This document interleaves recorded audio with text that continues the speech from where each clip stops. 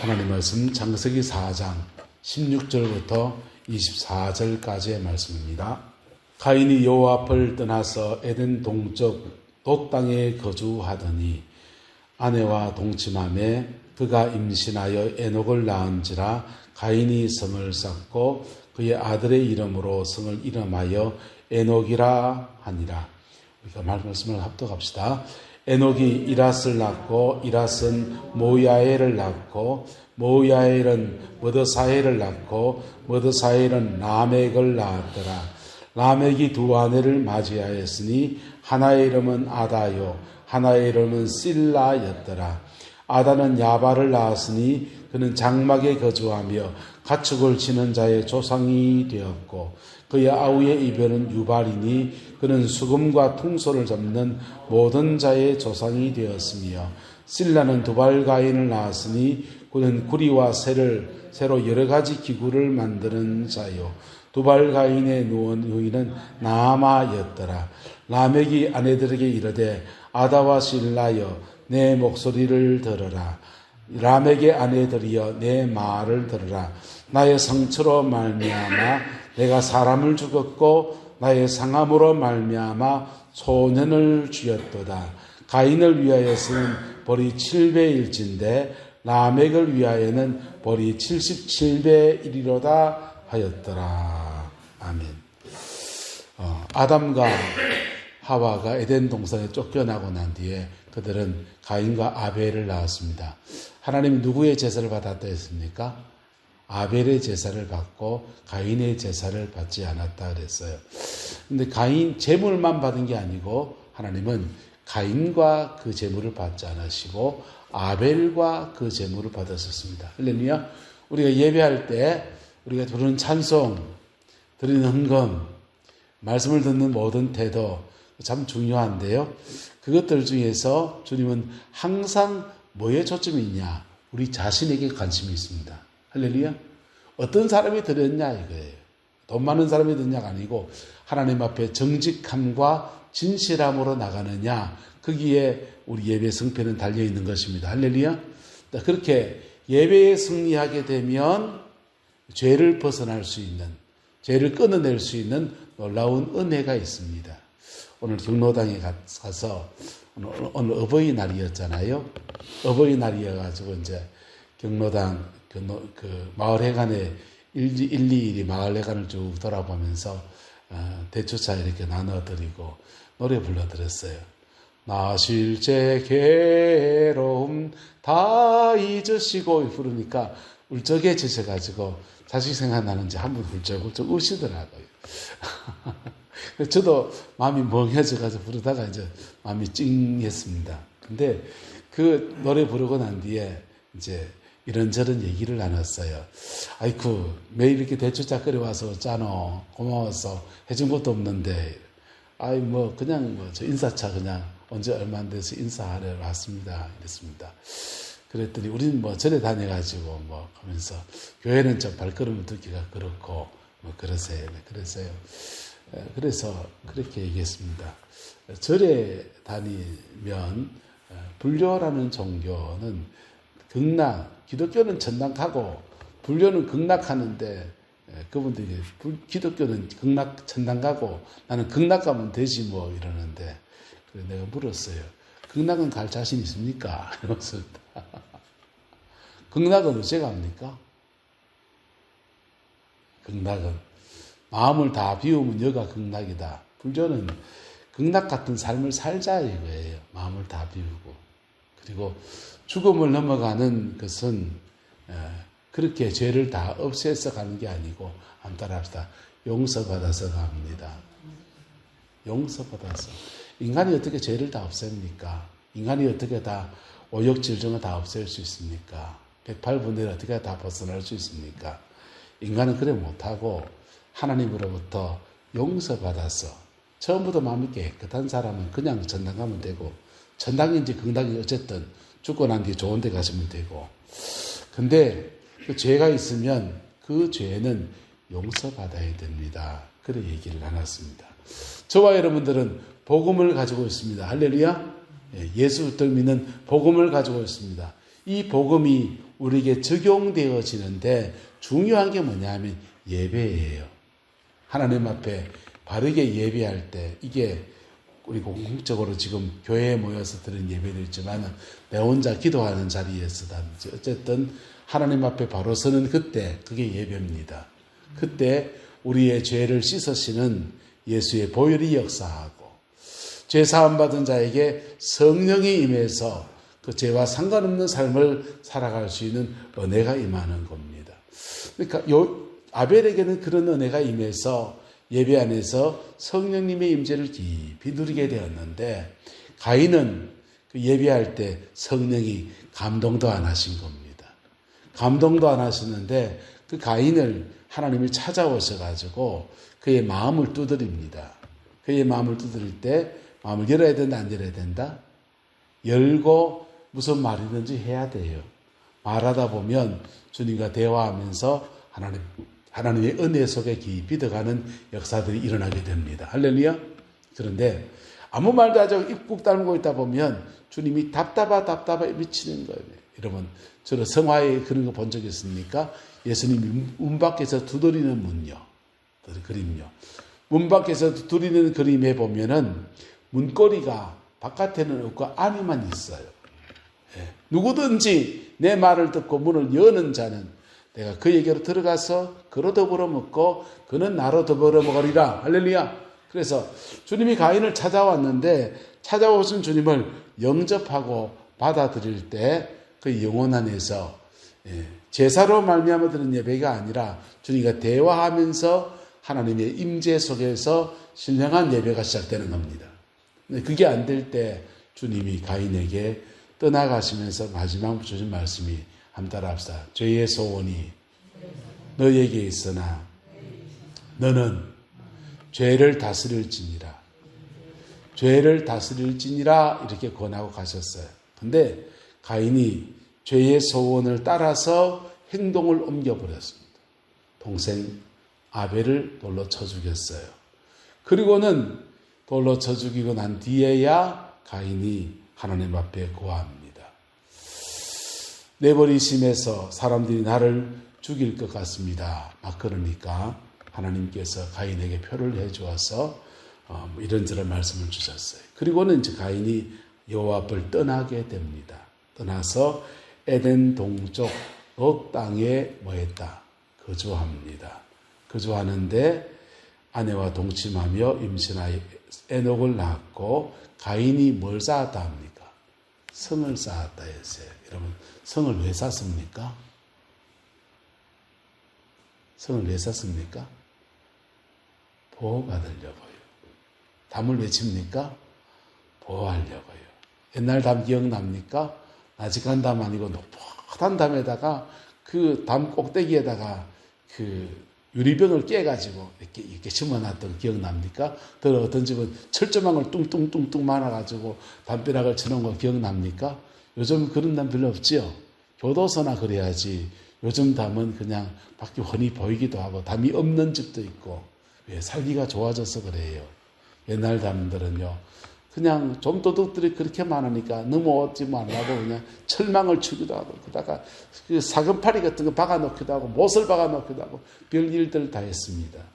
에녹이 성을 쌓는데 가인이 성을 쌓는데 왜 쌓았느냐. 이 죄를 지은 사람의 심령 안에서는 자기가 다른 사람에게 상해를 입히고 난 뒤에 나도 그런 상해를 입지 않을까라고 하는 두려움이 있습니다. 그 두려움 때문에 성을 쌓고서는 그 성 안에 거주하기 시작하는 겁니다. 성 안에 거주하는데 자녀들을 낳습니다. 자녀들이 이런저런 낳는데 무슨 자녀를 낳냐? 라멕이 뭐 이랬고요. 자, 아다는 야발을 낳았는데 야발은 장막에 거주하면서 가축 치는 사람의 뭐가 되었다? 조상이 됐다. 목축을 했다는 것이죠. 근데 그의 아부는 유발인데 유발이라는 사람은 수금과 퉁소를 잡는 모든 자의 조상이 되었다 그랬어요. 실라는 두발가인을 낳는데 두발가인은 구리와 쇠로 여러 가지 기구를 만드는 사람이 되었다 그랬습니다.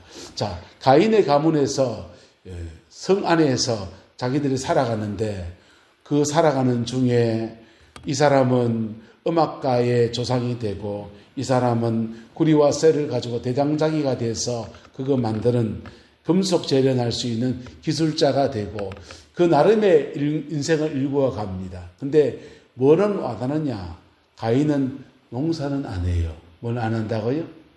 농사. 하나님께서 가인에게는 뭘 주지 않으니까 땅의 소산을 네게 주지 않을 거라는 말씀 때문에 농사는 시도해 본 적이 있었겠지만은 농사는 짓지 않습니다. 그리고는 농사 외에 다른 길로 인생을 틀어서 이러저러한 일을 해나갑니다. 그런데 그렇게 문명은 발전시키고 성을 쌓고 그리고는 금속 재련술을 개발하고 그리고 음악을 개발하고 음악가가 되고 인생을 사회적인 업적들을 이루어 나가는 그런 사람들이 일어났는데 그 중에 이런 얘기를 합니다.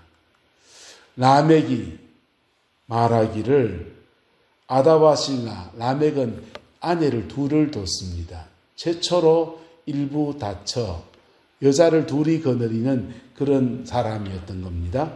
근데 아다와 실라에게 말하기를 이렇게 말합니다. 라멕의 아내들이여 내 말을 들으라. 나의 상처로 말미암아 내가 뭘 했고 사람을 죽였고 나의 상함으로 말미암아 뭘 했도다 소년을 죽였도다. 그렇게 이야기합니다. 라멕이라는 사람이 살인자의 길을 걷게 되는데 그 살인한 동기가 뭐냐? 나의 무엇으로 말미암아? 상처. 여러분, 상처받을 수 있습니까? 없습니까? 예. 너는 내게 상처를 줬어. 너는 내게 모욕감을 줬어. 이럴 수 있지 않습니까? 그런데 그 상처받았더니 한 대 치박았다. 이런 정도 그는 화난 감정을 내가 그 사람에게 표현한 겁니다. 때로는 상처를 받았을 때 종로에서 뺨 맞고 한강 가서 뭐 한다? 분풀이 할 수도 있습니다. 왜요? 종로에서 뺨을 맞았는데 종로에서 뺨 때리는 사람은 직장 상사예요. 직장 상사한테 대들다가는요. 회사 잘립니다. 그러니까 씩씩하다가 집에 와서 엄한 사람한테 화풀이를 하는 겁니다. 한번 따라합시다. 종로에서 뺨 맞고 한강 가서 분풀이 할 때 그 분풀이 받아주면 내일도 종로 간다. 인간의 심리는 참 묘해요. 종로에서 뺨 맞은 사람은 어디 가서 이걸 풀어야 돼요. 안 풀면 어떻게 하는지 압니까? 안 풀면 우울증 옵니다. 안 풀면 우울증 와요. 근데 이 푸는데 건전하게 푸시기를 예수님으로 축복합니다. 건전하게 풀면은 내일도 종로 가는 거예요. 근데 라멕은 그의 상처받은 것들을 가지고서 건전하게 풀어야 되는데 어떻게 풀었느냐? 내가 누구를 죽였고 사람을 죽였고 나의 상함으로 말미암아 누구를 죽였다? 소년을 죽였다. 이렇게 말합니다. 가인 때는 동생을 돌로 쳐 죽였어요. 쳐 죽여서 하나님이 동생의 핏소리가 내게 호소한다라고 하니까 가인이 납작 엎드려서 땅이 너는 소선을 주지 않을 거다고 막 그러고 그러니까 사람들이 내게 죽일 것 같으니까 내게 표를 줘서 나 죽지 않게 해주세요 하면서 하나님 앞에 긍휼을 구했어요. 그런데 이 라멕이라고 하는 사람은 사람을 죽였는데 그 동기가 상처받았다고 사람을 죽였다는 거예요. 여러분, 법에는 등가의 법칙이 있어요. 등가의 법칙인데 그 다윗이라는 사람이 나단 선지자가 와서 말합니다. 왕이시여, 어떤 집에 양이 한 마리 있는 사람이 있고 저 집에 100마리 양이 있는 사람이 있는데 100마리 양 가진 사람 집에 손님이 왔는데 자기 집에 100마리 양을 잡아서 한 마리를 잡으면 아구가 안 맞아지니까 99마리밖에 안 되게 되니까 권력을 이용해서 저 한 마리 가진 사람 양을 잡아다가 뺏어다가 그걸로 요리해가지고 친구를 대접했습니다. 왕이시 어떻게 해야 됩니까? 라고 물었습니다. 어떻게 해야 됩니까?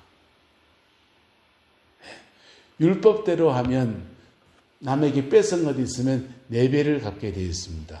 그래서 다윗 왕이 이렇게 말합니다. 이렇게 말해야 됩니다.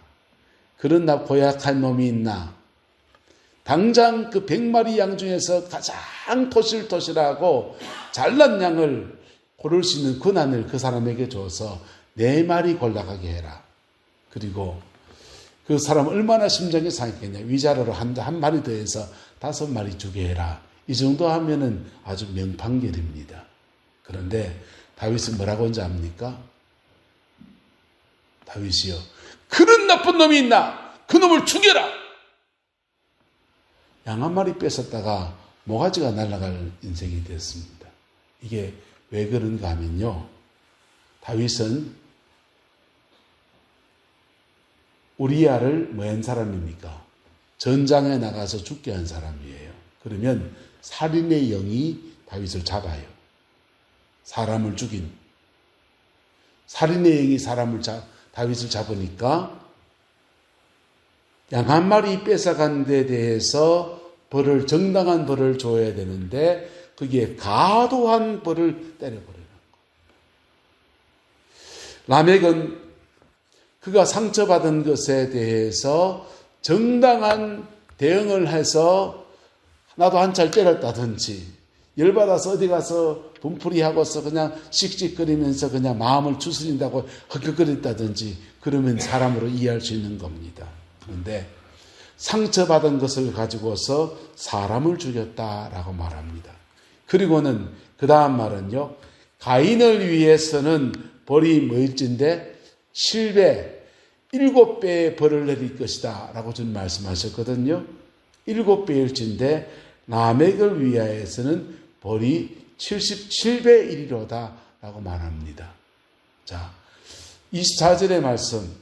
가인을 위해서는 벌이 7배, 가인이 범한 죄에 대해서 그대로 보응하는 사람들에게는 하나님의 긍휼을 구하는 가인에게 비록 동생을 쳐 죽이는 살인죄를 지었지만은 가인을 죽이는 자에게는 그 벌에 7배의 벌을 받게 할 것이다. 누가 한 말이냐면 하나님이 하신 말씀이에요. 근데 라멕은 자기가 죄를 짓고 난 뒤에 자기 죄에 대해서 회개도 하지 아니하고 자백도 하지 아니하고 라멕이 지은 죄에 대해서 벌을 누가 보응을 한다면 그 사람은 77배를 받을 거다라고 자기가 지입으로 지키고 앉아 있는 겁니다.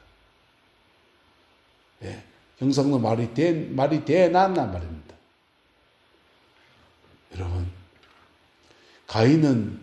아담은 죄짓고 동산에 숨어가지고 이랬고 가인은 하나님이 찾아와서 죄짓지 말라고 하는데도 그거 어기고 죄짓고 난 뒤에는 이제는 죄책감과 두려움 속에 나도 똑같은 일 당할까 싶어서 두려워 벌벌 떨었다면은 가인의 후예인 라멕은 자기의 상처 때문에 사람을 때려 죽인 것에 대해서 누가 내게 시비한다면 그 사람은 벌을 77배를 받을 거다라고 말하고 있는 것입니다. 여러분, 이 판결 누가 해줘야 됩니까? 하나님이 만약 라멕이 죄 짓고 난 뒤에 하나님, 나는 어쩌다 보니 이래 됐습니다. 살다 보니 이래 죄 짓게 됐습니다. 사람을 죽이는 살인자가 되고 말았습니다. 주여, 그런데 나도 살고 싶습니다. 나를 불쌍히 여겨 주옵소서. 그러는데 주님이 말씀하시기를 가인처럼 너도 보호해 주겠다. 너를 향해서 죄의 벌을 모하는 사람들에게는 77배를 내리리라 하면은 그건 하나님이 하시는 거예요. 근데 이 라멕은 자기 스스로 자기에 대해서 도전하는 사람은 벌을 몇 배를 받을 거다?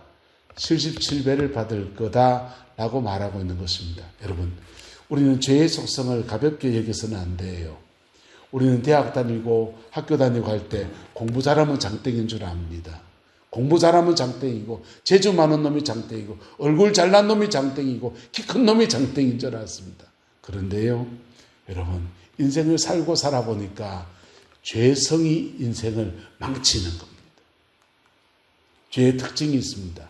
죄는 반드시 징벌성, 벌을 가져옵니다. 두 번째, 죄는 유전성이 있습니다.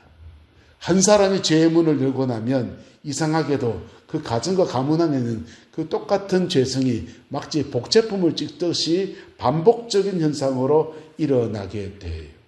죄는 유전성을 가지는데 유전성은 어떻게 만들어지냐? 한번 따라합시다. 죄는 상처를 낳고 상처받은 사람은 자라나서 죄 짓고,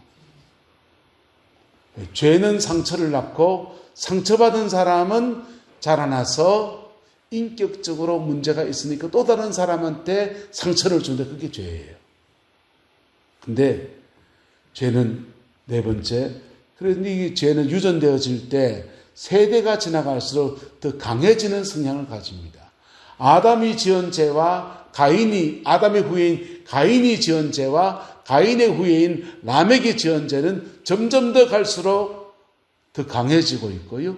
점점 더 갈수록 죄 짓고 난 뒤에 얼굴 첩판 깔고 철면피처럼 가인을 위해서는 7배라면 라멕을 위해서라면 죄에 대해서 단죄한다면 77배로다.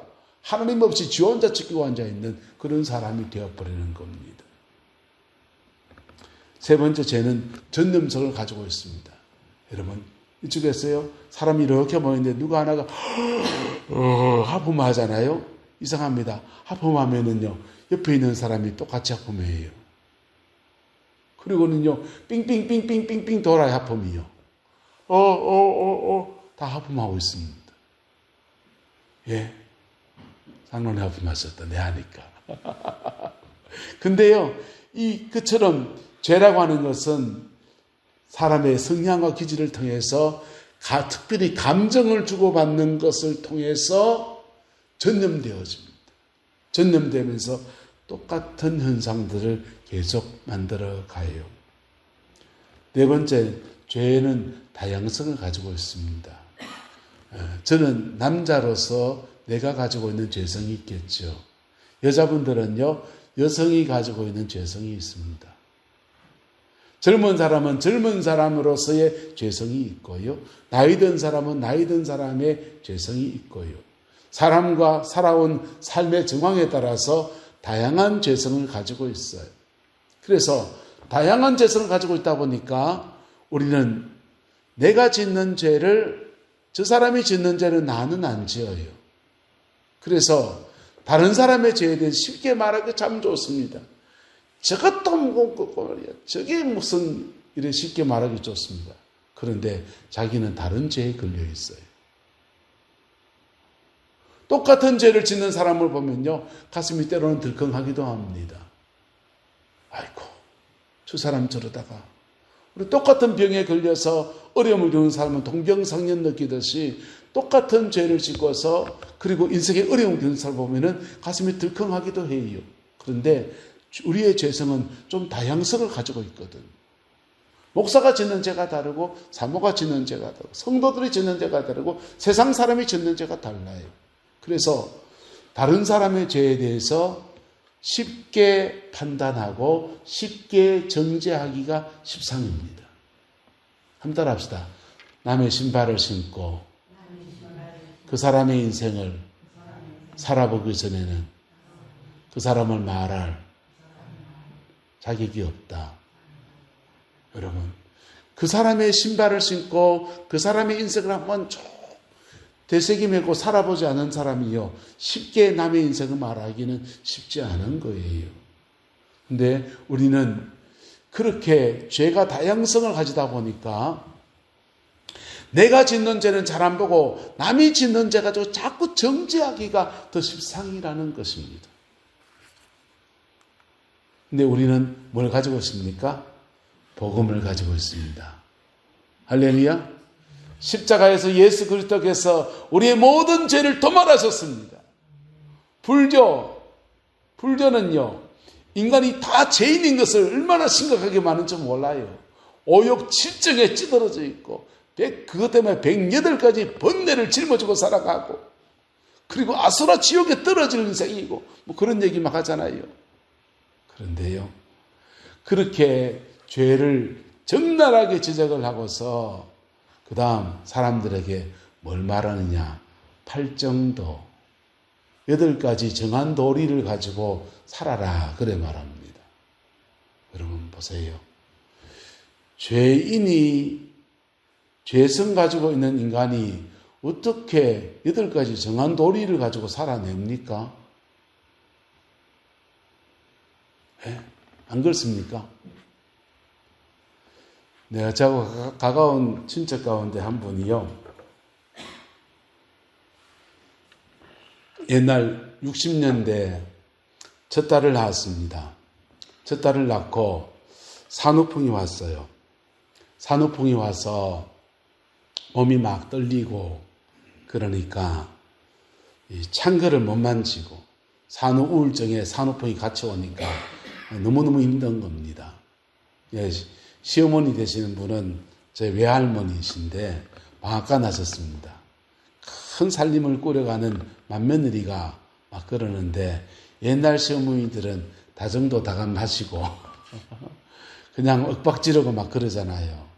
그래서 막 그러는데 뭐라 하는데, 스트레스 너무 받는데 남편한테 바가지를 팍팍 긁으면은 이혼당할까 봐 겁나고, 그러니까 자기는 스트레스 받고 그냥 계속 받은 채로 계속 있으면 뭐가 될까요? 우울증 됩니다. 사람은 그렇게 선한 존재가 아니에요.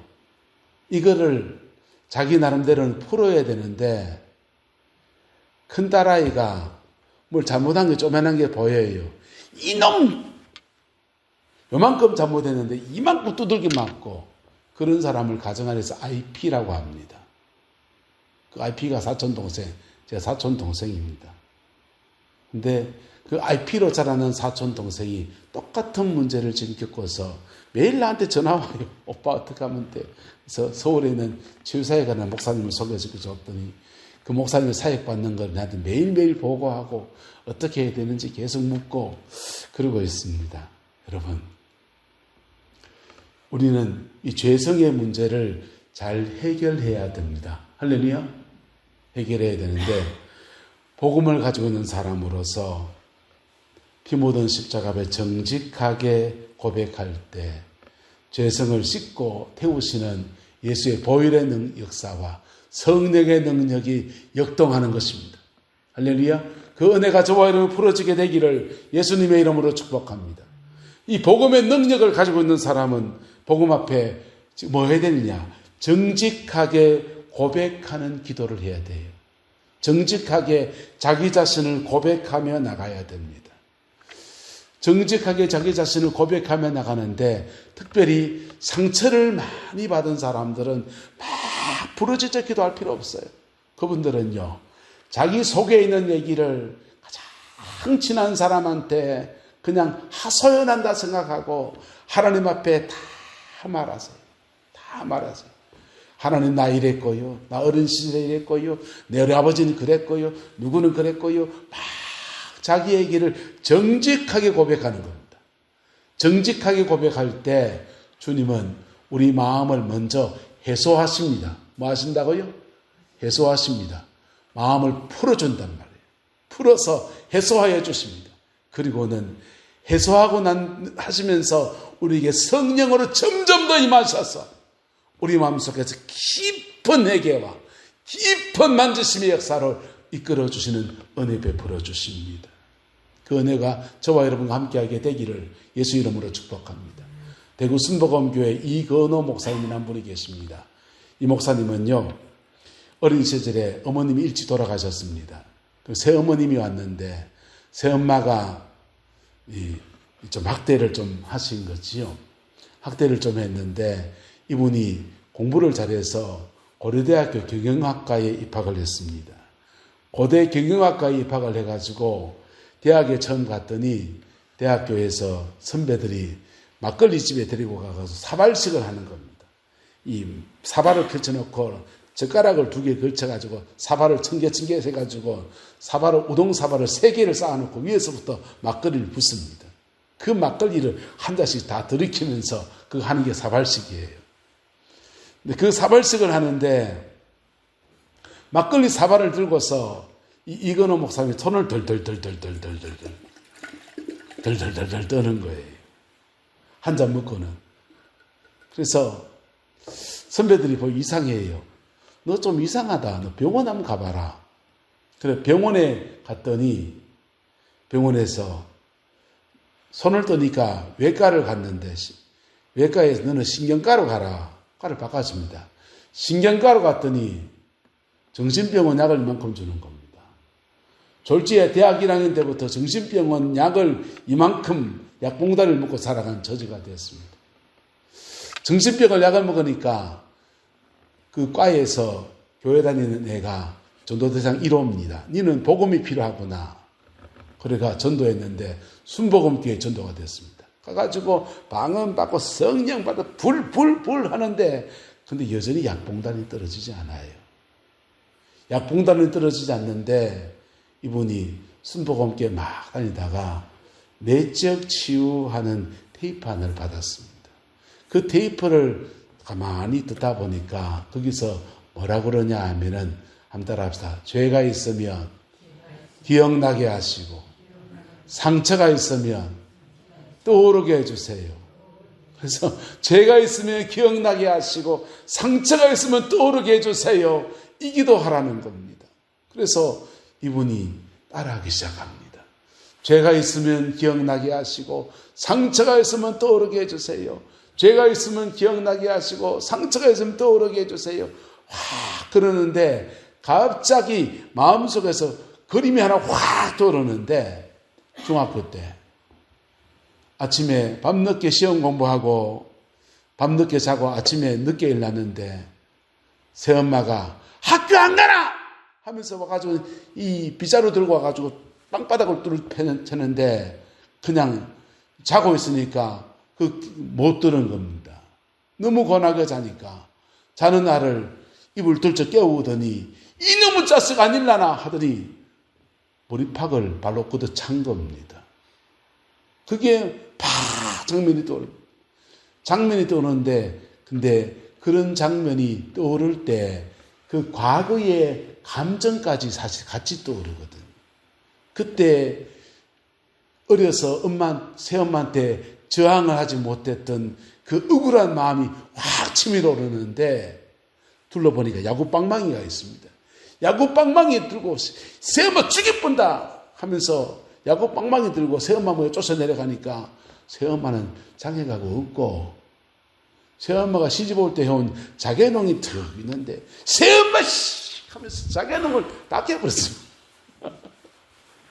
자개농을 다 깨버리는데 다 깨고 난 뒤에 하나님의 음성이 막 들립니다.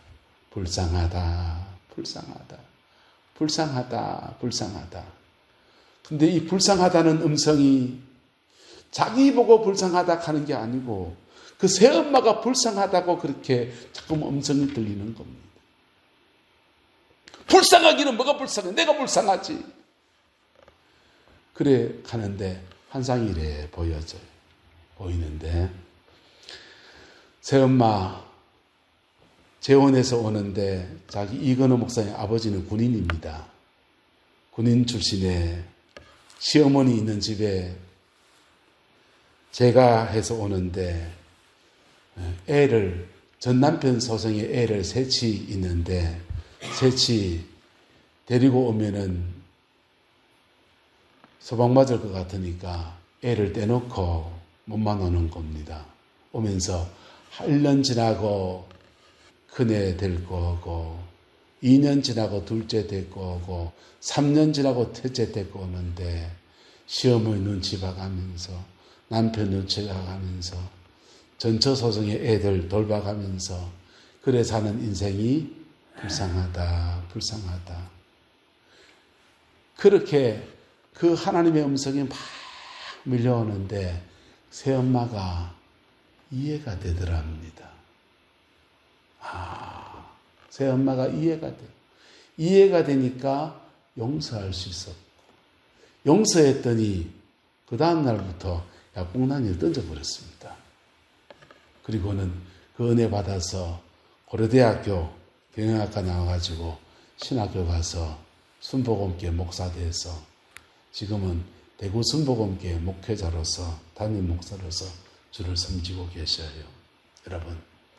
여러분의 마음을 십자가 앞에 정직하게 고백할 때 그 보혈의 능력이 실제로 역사합니다. 할렐루야. 실제로 역사하면서 우리 마음의 무거운 것들을 풀어내고 우리의 죄된 것들을 끊어내고 진정한 자유함을 우리에게 안겨주십니다. 그때 성령의 능력이 임하는데요. 성령의 능력이라는 단어가 헬라어로는 두나미스예요. 두나미스라는 단어는 영어로 가면 세 가지 단어로 파생되어집니다. 더 있어요. 더 많이 있는데 그 중에 세 가지 단어가 크게 파생되는데요. 첫 번째 단어가 다이나마이트, 폭발적인 능력, 병 고치고 성령의 능력이 병 고치고 귀신을 쫓아내고 하나님의 놀라운 역사를 나타내는 그런 능력으로 나타날 때 우리는 다이나마이트 같다 합니다. 두 번째, 다이나믹이라는 단어가 있습니다. 다이나믹이란 말은 따라서 활기차다, 생동감이 있다. 성령의 능력이 우리 속에서 움직일 때 일상의 삶을 살아가는 중에 우리에게 늘 새 힘을 주고 신선한 마음을 주시고 은은하게 도우시는 평강의 영으로 역사할 때 그 다이나믹이라 그럽니다. 세 번째 단어는 다이나모입니다. 다이나모는 발전하다라는 뜻입니다. 여기 전구들이 빛을 내고 있는 것은 발전소에서 전기가 지금 날아오기 때문이에요. 전선을 통해서 전기가 오기 때문입니다. 우리 인생을 살아갈 때 우리는 인생의 배터리가 떨어질 때가 있어요. 근데 그때 성령의 능력이 다이나모, 우리에게 발전소와 같이 하나님의 능력으로 우리에게 새 힘을 주고 은혜를 주고 우리에게 인생을 살아가는 새로운 동력을 허락해 주시는 은총을 주십니다. 이 은혜 아래에서 우리가 뭐 해야 되느냐? 따라합시다. 생각 싸움에서 승리합시다. 생각 싸움에 승리해야 되는데요. 그때부터 이런 복음을 가지고서 불교 말로 하면 그때부터 팔정도를 사는 겁니다. 기독교 말로 하면요. 이 성령의 능력 안에서 회개하고 성령 받은 은혜 아래에서 십계명의 말씀을 붙들고 살아가는 겁니다. 그럴 때 첫 번째 해야 될 게 늘 조심해야 될 게 생각 싸움에 승리해야 돼요. 사단은 우리에게 자꾸만 충동을 줍니다. 그 충동 속에서 죄로 자꾸 끌어가요. 근데 그 충동은 내 생각이 아니에요. 마귀가 주는 겁니다. 한번 따라합시다. 나 이 생각 안 잡아. 이 생각 안 잡아 하면은 이상하게 탁 사라지면 그 사단이 우리 속에 생각을 썩 넣어준 거예요. 근데 이 생각 안 잡았는데 계속 그 생각이 나면 그건 자기 생각입니다. 사단이 우리에게 생각을 탁 넣어줍니다. 네. 생각 싸움에 승리할 수 있기를 축복합니다. 시편 1편은 복 있는 사람은 악인의 꾀를 쫓지 아니하고 그거 안 하려고 하니까 하나님의 말씀을 묵상한다 그랬고요. 빌립보서는요. 아무것도 염려하지 말고 모든 일에 기도와 간구로 너희 구할 것을 감사함으로 하나님께 아뢰라. 그리하면 모든 지각에 뛰어난 하나님의 평강이 그리스도 예수 안에서 너희의 마음과 생각을 지켜준다 그랬습니다. 지켜주시는 속에서 생각에서 승리해 나가는 것입니다. 할렐루야. 두 번째는요. 죄를 이기는 삶. 성령의 능력 안에서 죄를 꺾어 이기는 삶. 죄 안 짓고 거룩한 삶을 사는 것. 두 번째는요. 죄를 다스리는 겁니다. 사도 바울이 디모데에게 말합니다. 디모데야 너는 청년의 정욕을 피하고 뭐하고? 피하고 지금 구룡포에서 목회를 했습니다. 구룡포에요. 7월달 말쯤 가면 바닷가에 보면 거의 반쯤 벗은 여자들이 왔다리 갔다리 합니다. 그런데 왔다리 갔다리 하는 데 가서 주여 시험에 들지 말리옵소서. 주여 시험에 들지 말리옵소서. 이건 바보나 하는 겁니다. 그 안 가는 게 자신을 지키는 것입니다. 할렐루야. 그래서 우리는 죄를 이기는 삶과 죄를 다스리는 삶으로 우리가 살아나가면서 여러분 예배에 승리한 사람들은요, 예배 안에서 보혈의 능력과 성령의 권능이 함께하기 때문에 죄를 이기는 삶을 살 수 있는 은혜가 오고요. 그렇지 않은 사람들은 대부분 죄를 다스립니다. 죄를 잘 해소합니다. 어쨌든 그렇게 해서 우리 인생을 승리로 나가는 것입니다. 여러분, 죄는 결코 가벼운 문제가 아니에요. 에덴 동산에 쫓겨난 인류는 어쩔 수 없이 자기의 죄성과 부딪히고 그 속에서 승리해낸 사람만이 자기 인생을 사는 축복을 누리게 되었습니다. 그래서 하나님은 오늘도 우리에게 권합니다. 따라합시다. 죄의 소원은 너에게 있으나 너는 죄를 다스릴지니라. 다른 모든 세상의 종교들이나 가치나 철학들은 인간의 죄성을 다스리는 것들의 말이에요. 그러나 기독교는 죄를 이기는 삶, 피 묻은 십자가의 권세 안에서 죄 사함을 받고 성령의 능력을 덧입어서 죄를 이기는 삶에 대해서 이야기해 줍니다. 어쨌든 이 두 가지가 저와 여러분들 이루어지게 되기를 예수님의 이름으로 축복합니다. 그냥 두면 어떻게 되느냐? 그냥 두면요, 죄는 징벌성과 유전성과 전념성과 다양성을 가지고서 내 삶의 자리 안에, 우리 자녀 손들의 자리 안에서 역사합니다. 그리고 그냥 놔두면 벌판에 잡초가 많아지는 것처럼 우리의 그 죄성들이요, 우리의 자녀들과 우리 가정 안에서 갉아먹으면서 하나님의 주신 축복들을 갉아먹어버립니다. 복음의 능력이 운행하는 저와 여러분의 가정 되시기를 예수님의 이름으로 축복합니다. 피 묻은 십자가의 은혜를 구하십시오. 그럴 때 그 능력은 살아있는 능력으로 역사하는 것입니다. 할렐루야. 그 복과 은혜가 저와 여러분과 우리 교회 안에 충만하게 되기를 예수 이름으로 축원합니다. 기도하겠습니다. 좋으신 아버지 하나님, 주님의 은혜와 사랑을 감사합니다. 아담의 아들 가인의 후예들이 죄성의 가문들을 만들어가고 자기를 보호하는 성을 쌓았지만은, 그러나 사단이 그들을 공격하는 그 모든 것에서 자유하지 못하고 결국 죄 안에서 그렇게 살아가는 인생이 되고 말았습니다. 주님, 복음을 가진 저희들입니다. 복음을 가지고서 이 복음 안에서 승리하는 그리스도인의 삶이 부러지게 우리 하나님 인도하여 주옵소서. 우리 깊은 상처든지 우리 어떤 죄성이든지 십자가 보혈의 건세와 능력으로 말미암아 새로워지게 하옵시고 남은 인생 복으로 살아내는 아름다운 은혜가 있게 축복하여 주옵소서. 주의 평강이 우리를 덮어 역사해 주시기를 원합니다. 질고 중에 있는 주의 백성들 있습니다. 회복의 은혜를 다하여 주시고 십자가의 그 능력과 성령의 권능이 함께해서 암이 녹아내리게 하시고 아버지 하나님, 남은 인생 믿음으로 살아낼 수 있는 출발점 되게 역사해 주옵시고 아버지 하나님, 주의 은혜 아래에서 그리스도의 영광 바라보는 인생의 역사가, 가문의 역사가, 믿음의 가문의 역사가 풀어지게 인도하여 주옵소서. 주께서 함께해 주시기 원합니다. 예수님의 이름으로 축복하며 기도드리옵나이다. 아멘.